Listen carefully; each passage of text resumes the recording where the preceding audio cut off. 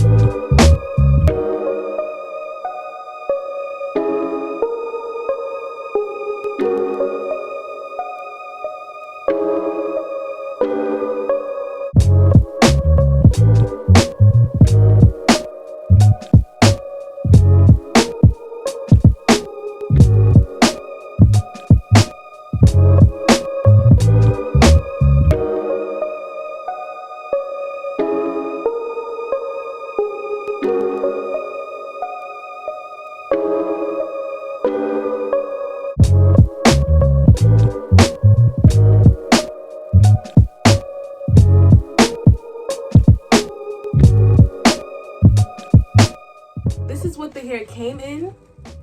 Sowigs.com, and this is in 20 inches, color 1B.